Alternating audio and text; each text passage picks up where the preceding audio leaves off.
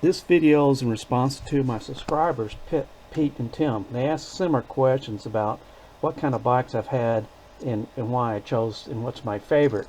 Instead of just going on what's my favorite, I'm going to list the 25 bikes I've had, and I'm going to list them from worst to best.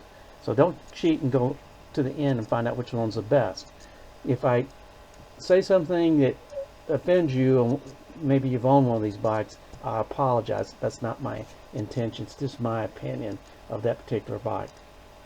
You may have seen some of these photos in previous video in November, but I'm limited because some photos I've only got a few of those bikes. Out of the 25 bikes, I've only bought 2 for transportation, and number 25 is one of those. The Suzuki 250 I bought used to get around while I was doing ground launch cruise missile initial qualification training in Tucson, Arizona in 1986. It was better than a bicycle, but by not much. This bike was bought because this is all I could afford at the time. It was sitting in a dealer's corner gathering dust, and I bought it and rode it for, I don't know, a lot of years. It handled poorly, it was slow, had an unreliable starter, which is why it's near the bottom. I bought this motorcycle just after I got out of the Army in 1977. I thought I was being clever by buying this shaft drive motorcycle instead of that Suzuki GS750. Turns out I should have got the GS750 because this bike had it overheated in the middle cylinder a lot and had a very touchy throttle. Number 22 might surprise some folks. It's the 2010 Thunderbird 1600. It's a beautiful bike.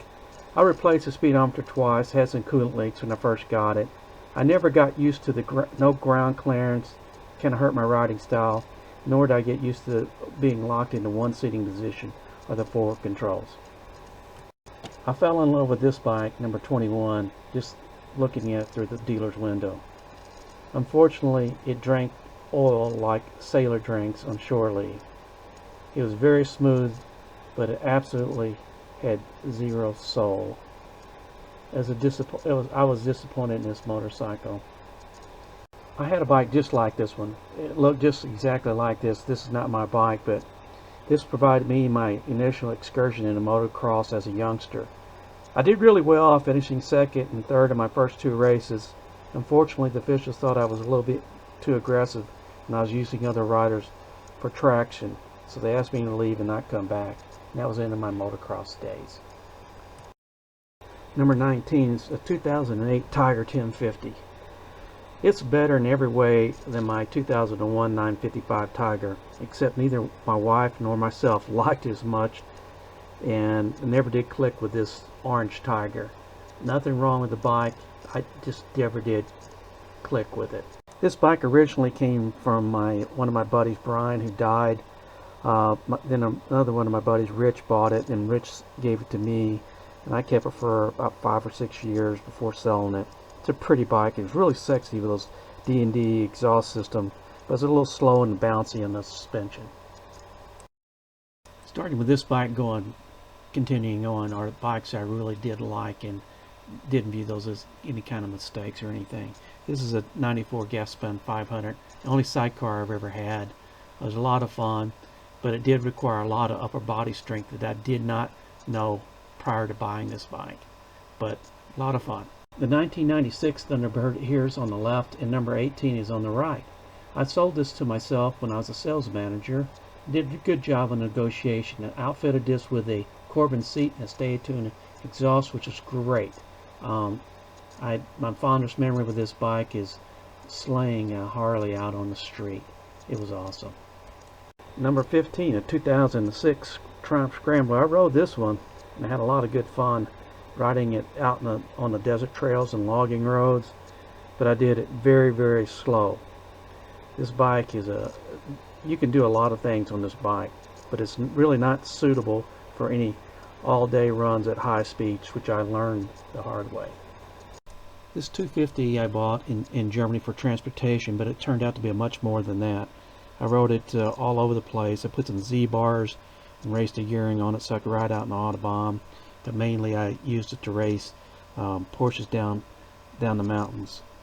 This is life-saving motorcycle as far as sanity goes, living in an army barracks. Number 13, the Kawasaki A7 Avenger, my first motorcycle that I owned. Is very quick as long as you had 20 or 30 spark plugs with you. There'll be tons of Hondas and cars with it to drag strip on this bike. It used one of my many lies here on this one. This was the motorcycle that I had the head-on collision with a semi when I was still in high school. I was a partner on this bike in 2013 and bought it outright in 2016 to take to Bonneville in 2016. We got very close to 200 miles an hour. We got to 196.7 miles an hour, and we got also very close to crashing. And as soon as we got back the next week, I sold it to Mr. Bill's son Jay. It's way too much temptation for me to have it for a street bike. I bought this from my very kind neighbor, sold it to me. It only had that 3,500 miles on it when I bought it. It was in great shape. Got it running and rode it for a couple years before selling it for about 4 times what I paid for it to a collector. But this money was used for a good cause, helped me finance my Bonneville Salt Flats trip. But really love this bike. From this point on are bikes that I would buy again.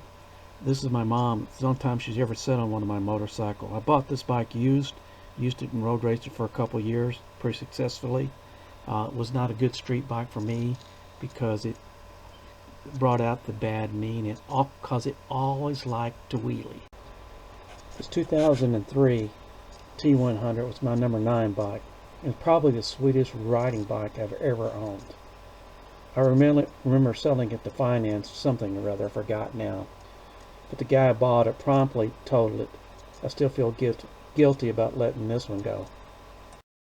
This bike being number 8 might surprise some of you, because it vibrated badly, it killed batteries and chains, and I spent thousands of dollars on trying to make this bike just right, which never did happen.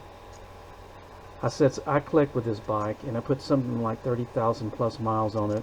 I rode it several 550 mile days, and when I sold it for what I paid for it new. It took me a while to get my head around this roulette green bike. It's probably about as ugly as number 25 Suzuki 250. I put 36,000 miles on this bike, loved every mile of it. My wife and I had one trip that was over 5,000 miles. I had no trouble finding it in the parking lot because it stood out. And number 6, the Royal Enfield Classic 500. Light, cheap, in my eyes a beauty. Just like looking at it. Never had so much fun riding 50 miles an hour in my life. I'll probably be able to ride this bike well into my 80s. I wasn't expecting to buy a BMW again, but since I saw this lupine blue machine, I fell in love with it. I didn't expect much in terms of performance and handling, but I have been pleasantly surprised on both counts. It just needs a little bit better wind protection, and I would lower the foot pegs just a little bit for longer rides. But it's been a big surprise, a pleasant surprise. By all accounts from all the family members, this is the prettiest bike I've ever owned. It's been modified from 55 to 85 horsepower. I was able to run 140 miles an hour at Bonneville in 2016. It still looked like new when I sold it to Mr. Bill after owning it 10 wonderful years. A great bike. This is number 3 after only 3 months, and eventually may become my best bike. It's easy and comfortable to ride. It handles nice and it's great for 2-up touring. Probably the only thing that holds this bike back is that Triumph didn't offer it in any great colors. Come on, Triumph. This is my second favorite bike, but it's probably my best bike I've ever had in terms of handling, performance, and looks. It's a great bike. It's got a peach of an engine, and it's comfortable for 200-mile days, and the aesthetics of this bike are just outstanding. Can't say enough good things about this bike. My number 1 favorite has to go to the bike that I owned for 45 years. This Kawasaki 350 triple 2-stroke, handle better than its 2 bigger other brothers. I love the style. I crashed this bike, poor bike, racing and showing off more than the other 24 bikes combined. If the guy who bought this bike ever gets back to me and restores it, I'll buy it in a heartbeat and treat it like the old gentleman it is.